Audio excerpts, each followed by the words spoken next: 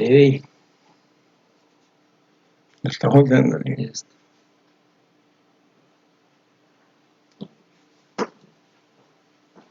Agora vem para cá.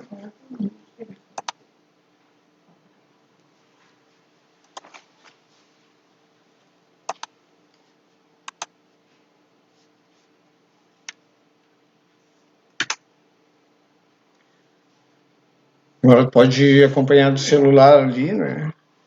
Eu vou ver aqui. Boa noite a todos. Sejam bem-vindos. Em breve vamos iniciar a nossa atividade de hoje. Podem se manifestar aí sobre o som, como está a receptividade visual também. Aguardemos então até às 20 horas.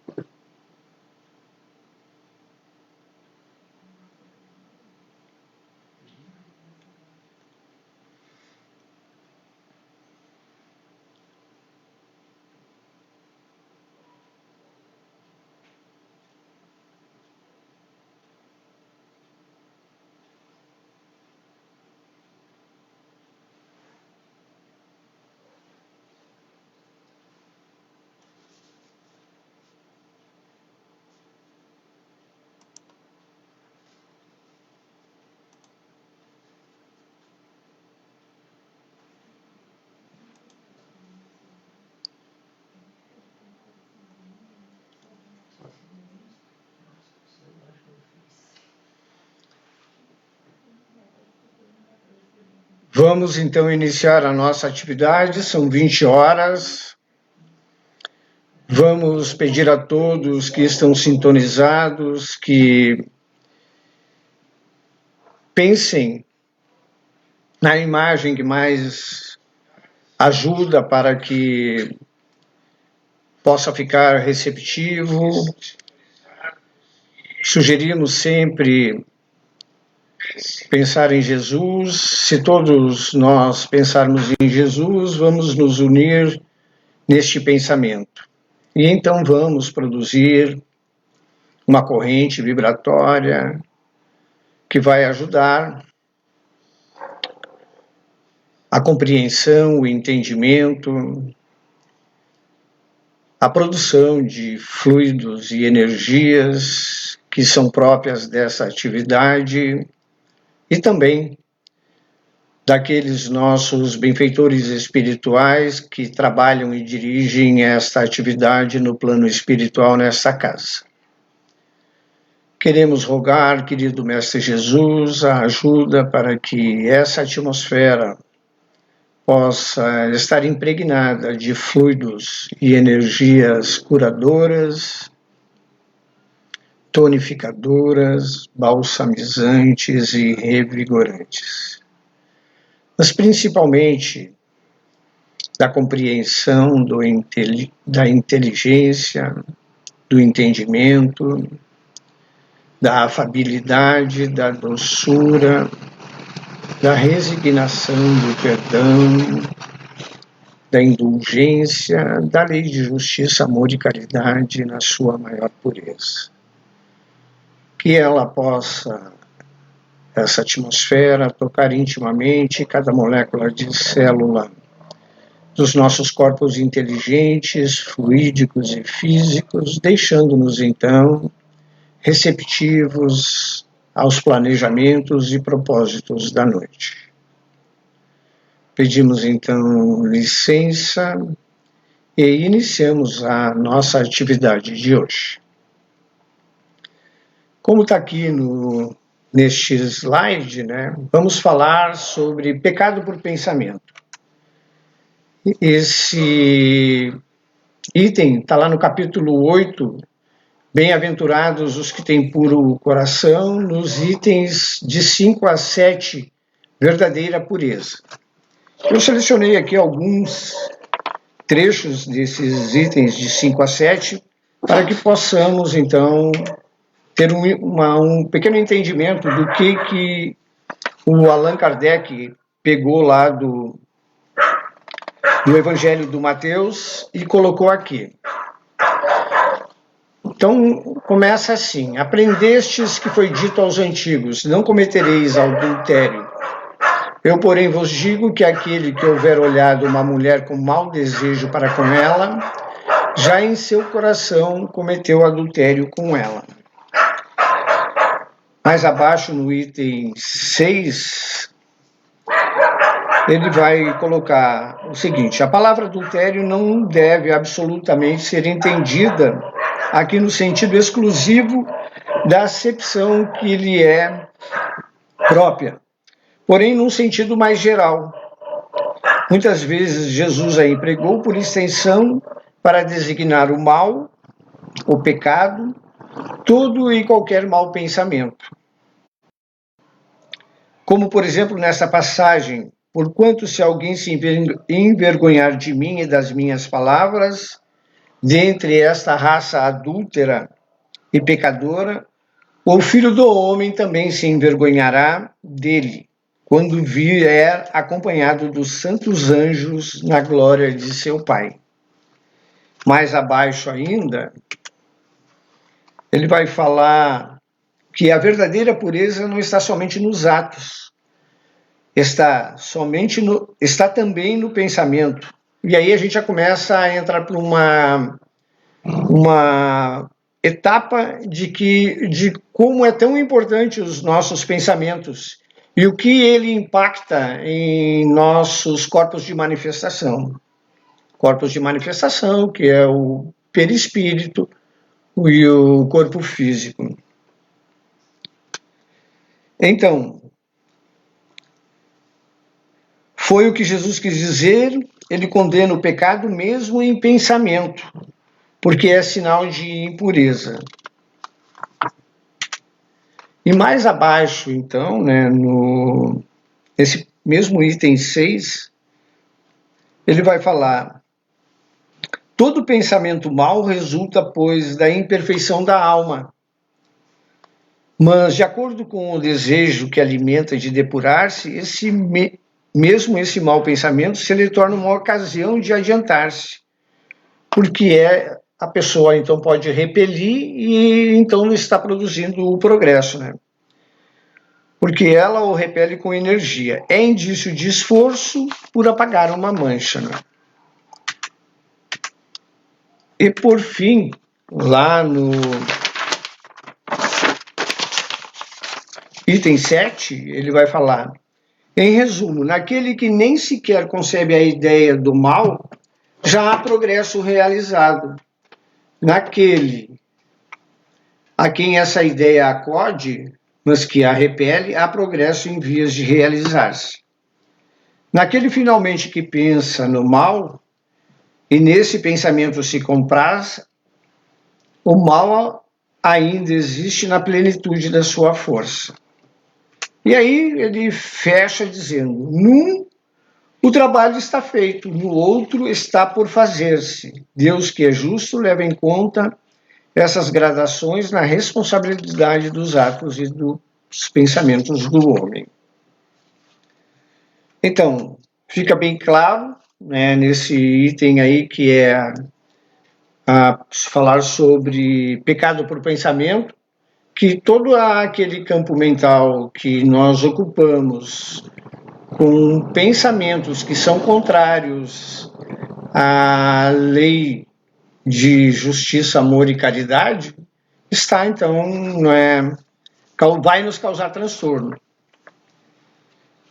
Queria falar um pouquinho desse capítulo, porque ele é importante que a gente tenha contato, né? Quando a gente fala num pequeno item, né, do capítulo, a gente não consegue traduzir a realidade, o que o capítulo inteiro quer passar de mensagem, né? Então, nesse capítulo, né, lá no início, tem a simplicidade e pureza de coração. Esse capítulo 7, capítulo 8, ele é uma sequência de 4 bem-aventuranças. Primeira bem-aventurança é: bem-aventurados os pobres de espírito.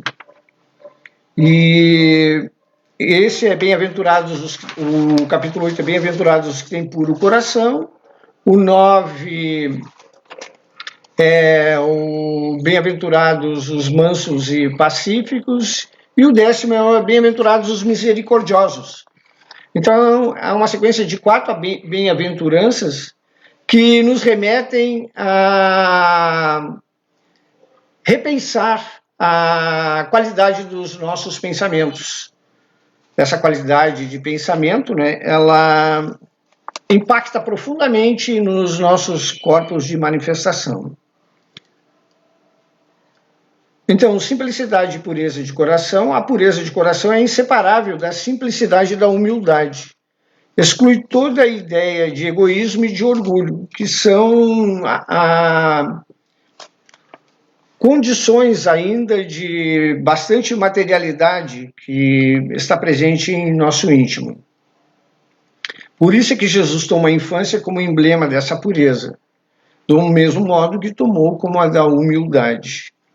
Depois, mais abaixo, o pecado por pensamentos, que é o item que a gente está falando. Depois vem verdadeira pureza, mãos não lavadas, né? Nesse capítulo, que é a pureza do coração, é inseparável da simplicidade e da humildade. Escutar e compreender bem isso. Não é o que entra na boca que macula o homem. Jesus vai falar, né? Essa passagem é bem interessante de Jesus, porque ele vai fazer uma refeição na casa de um publicano e lá está reunidos vários... publicano não, de um sacerdote do Sinédrio, né?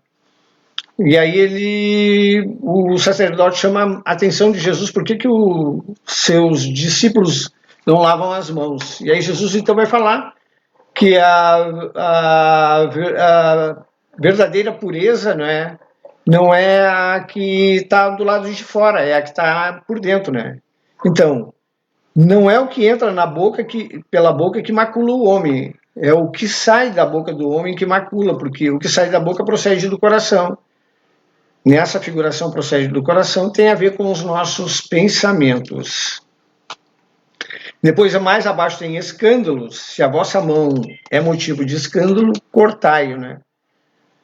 Então, já não é somente o que afeta a consciência de outrem, é tudo que resulta dos vícios e das imperfeições humanas, toda a reação má de um indivíduo para outro, com ou sem repercussão. Mais abaixo vai falar, tem uma instrução dos Espíritos que Jesus fala, deixai que venham a mim as criancinhas. Ele vai então dizer que esses são o modelo, né, de condição que a gente tem que procurar produzir em nosso íntimo, a pureza dentro dos nossos corações e também nos pensamentos, né? Porque a gente, ainda levado por muitos instintos primitivistas, a primeira reação que passa na mente é julgar. E a criança, ela não julga nada, né? Qualquer um que se aproxima dela, ela então recebe bem, e mesmo depois, se houver qualquer desentendimento, ela não guarda nenhum tipo de rancor. E esse é o modelo que Jesus fala, né, quando ele diz, deixai que venham a mim as criancinhas. E por último, lá tem os que têm fechado os olhos. Bem-aventurado o cego, que quer viver com Deus, mais ditoso do que vós, que aqui estáis. Ele sente a felicidade, toca, vê as almas e pode alçar-se com elas às esferas espirituais que nem mesmo os predestinados da Terra logram divisar. Então, sugiro que leiam o capítulo, né? Ele é muito importante.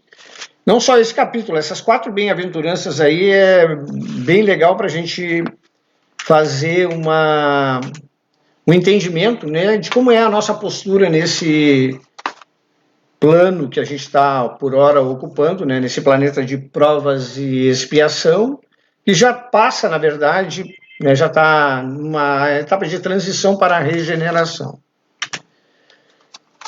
Esse é um slide que eu trago aqui, né, com frequência nas minhas exposições, porque a gente precisa entender o que nós somos, né? Nós somos um espírito, temos um corpo mental junto com um campo mental, temos um corpo de manifestação no plano espiritual, que é o perispírito, e ele vem conosco quando estamos encarnados. Temos ali entre o corpo físico e o corpo perispiritual, o duplo etérico, que serve como se fosse uma ligação com a parte mais sutil, que é o perispírito, né? Quintessenciada, e a parte mais grosseira, que é o corpo físico. Quando a gente entende isso aqui, né, a gente tem, né, uma condição melhor para saber o que impacta nas nossas relações dentro do nosso cotidiano, na família, em todos os lugares por onde circulamos. Então,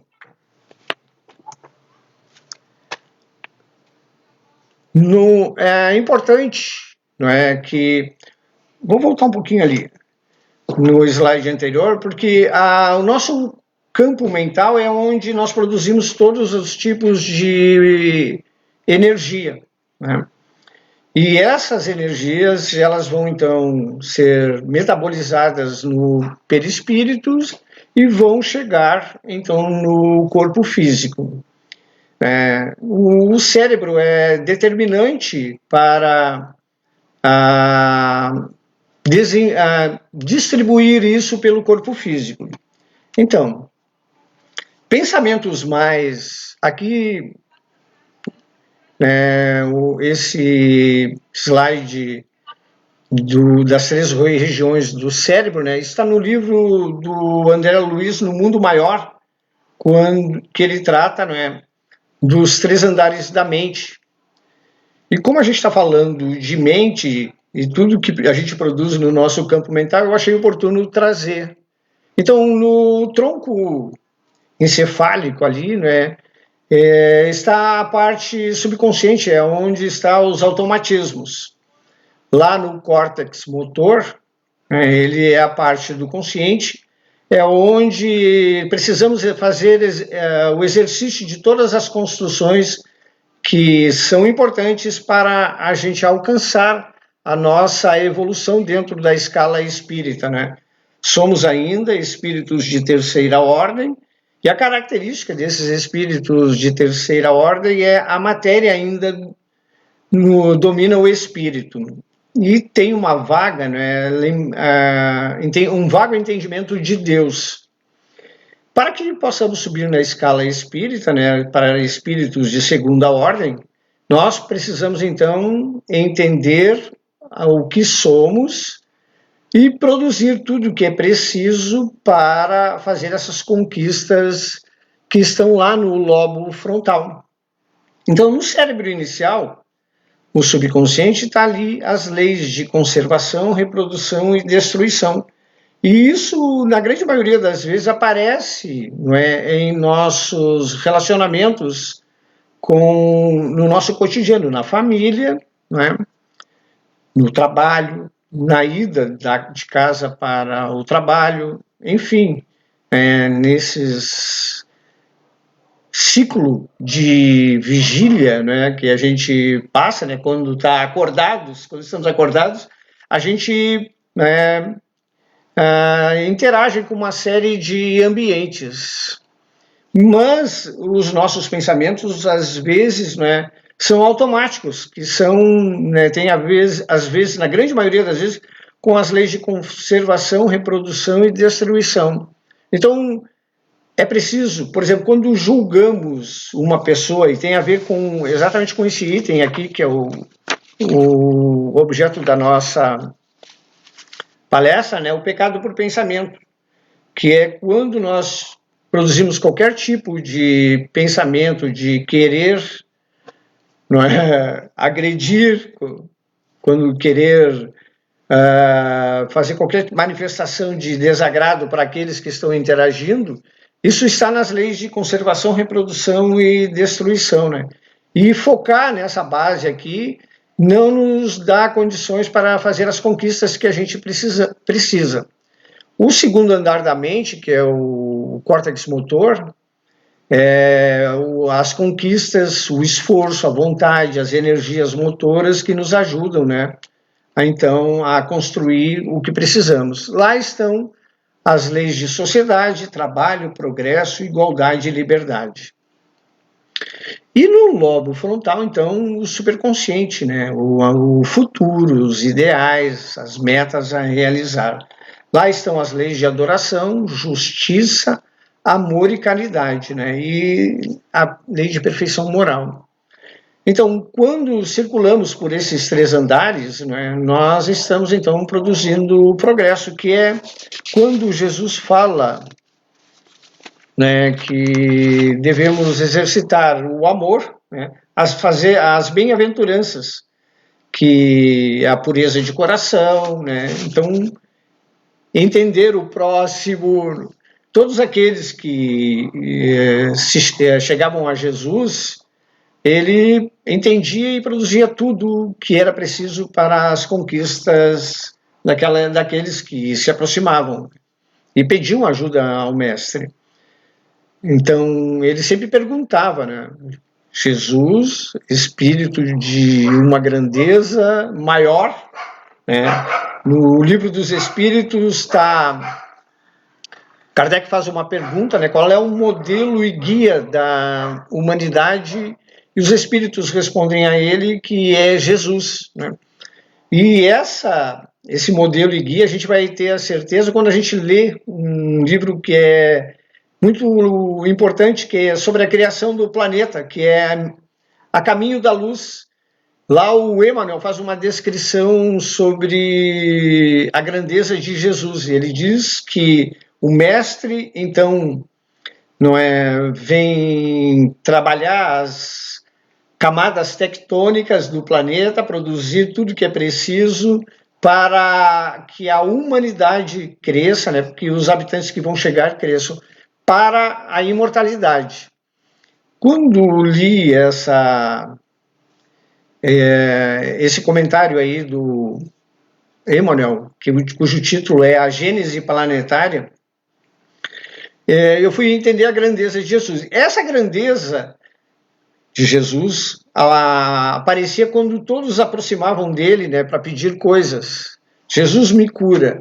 Ele já sabia o que aquele ser tinha, né, já sabia as debilidades, as dificuldades, as dores, né? E ele perguntava, o que tu quer que eu te faça? Né? Ele podia ali falar, olha, tu tem que fazer isso e isso. Não, ele respeitava e então, né, perguntava, o que tu quer que eu te faça? Eu quero, né, os cegos, eu quero enxergar, aqueles que tinham dificuldade para caminhar, eu quero caminhar. E ele então ajudava, né? Então, esse é o nosso modelo, né? Nós ainda, pela presença desses instintos primitivistas, né, nós julgamos, né, parece qualquer, o que essa pessoa quer de mim, né? A gente não abre o coração, né, e sempre está presente em nós os instintos de conservação. E esses instintos sempre nos remetem a julgar, né, e a gente fica sempre ali naquele tronco encefálico, né, naquela parte mais do subconsciente. Então, não é a pureza de pensamento, né? Pecados por pensamento. Lá no capítulo 8 do livro Pensamento e Vida, o Emmanuel vai falar do campo mental, e ele meio que ali faz um tipo de um conceito. Ele vai dizer, se o homem pudesse contemplar com os próprios olhos as correntes de pensamento, reconheceria de pronto que todos vivemos em regime de comunhão segundo os princípios da afinidade. Mais abaixo, ele vai dizer, os átomos invisíveis ao olhar humano agrupam-se à feição de pombos à cata de comida. E Joana de Ângeles vai dizer que a mente é um dínamo gerador de energia de difícil catalogação, ou seja, sem classificação ainda, né? O nosso pensamento, ele produz energia que ainda não temos como medir.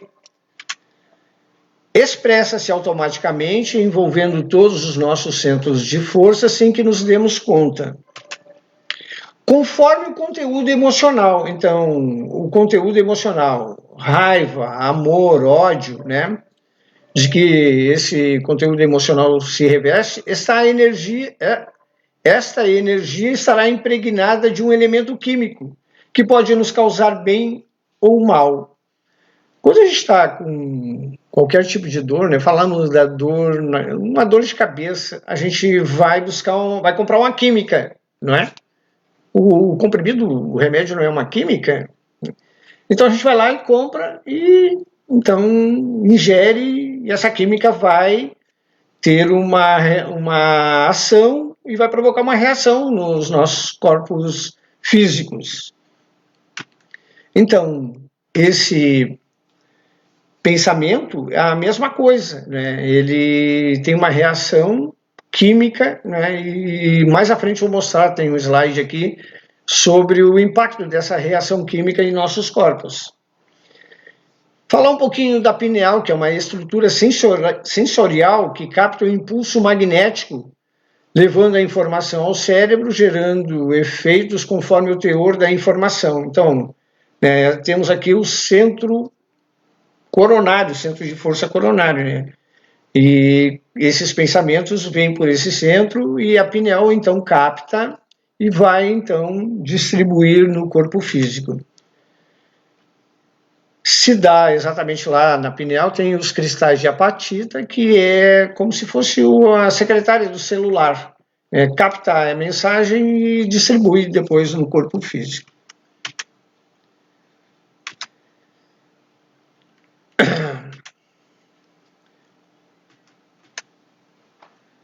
Então, no livro No Mundo Maior, no capítulo 4, Estudando o Cérebro, também recomendo esse livro, tem lá um conteúdo que o Calderaro fala a André Luiz, né? Ele vai examinar num hospital o cérebro do paciente e o cérebro do obsessor.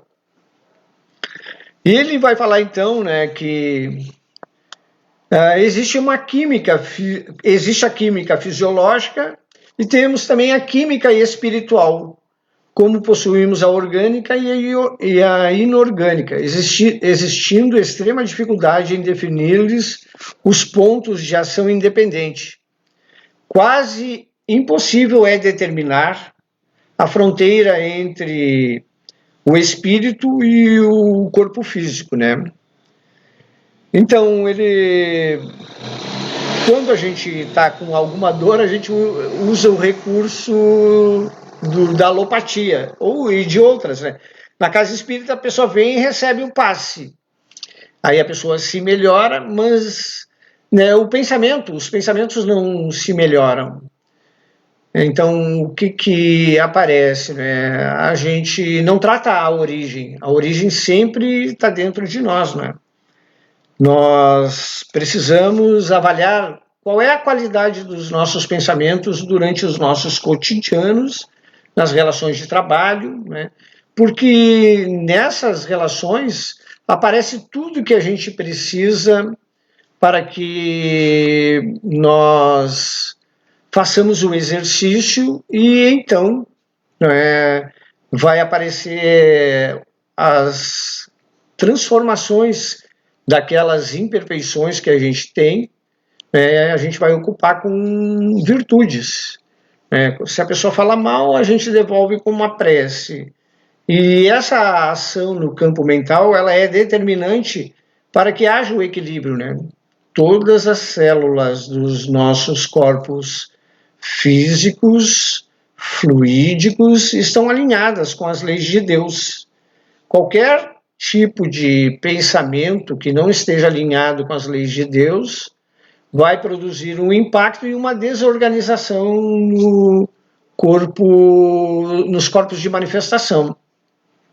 É bem legal, né, um conceito de célula que André Luiz coloca lá no livro Evolução em Dois Mundos, né? Ele fala que as células são animálculos infinitesimais domesticados a serviço na colmeia do corpo, né? Então, assim, as células, elas recebem mensagens e para onde ela tem que ir, como ela tem que se comportar dentro do órgão e do sistema.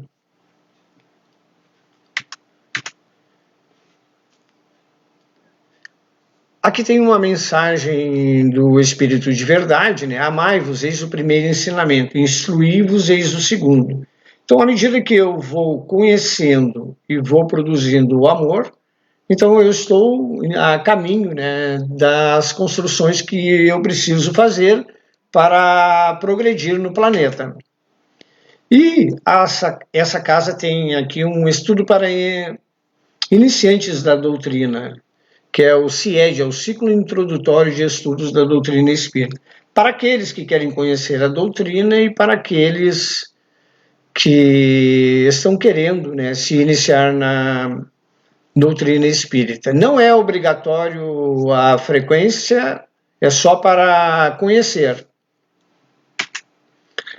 E tem o estudo sistematizado da doutrina, é para aqueles que já querem se aprofundar, então esse é um pouquinho mais... o conteúdo é um pouquinho diferente do ciclo introdutório. Tem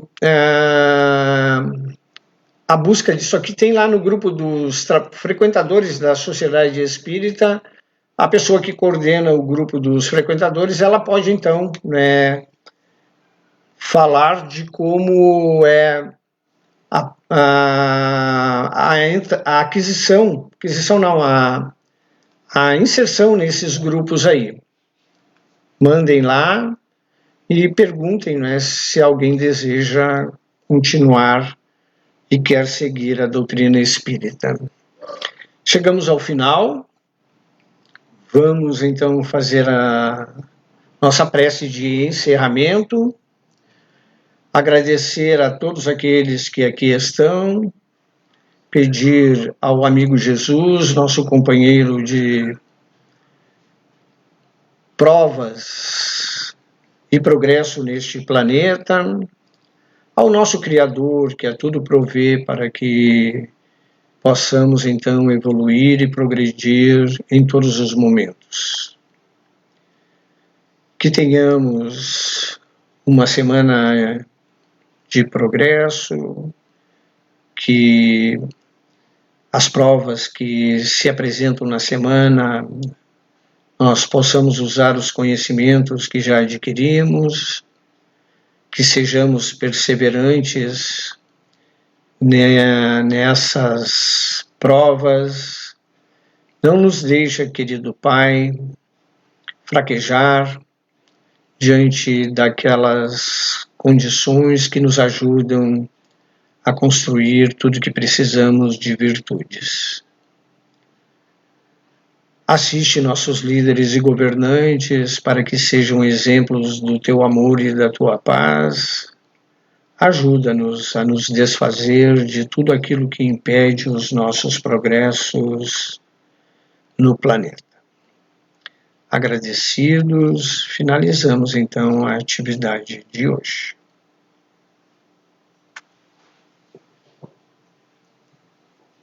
Isso. Terminou aí? Ainda não finalizei aqui, Paulo. Aqui, ó.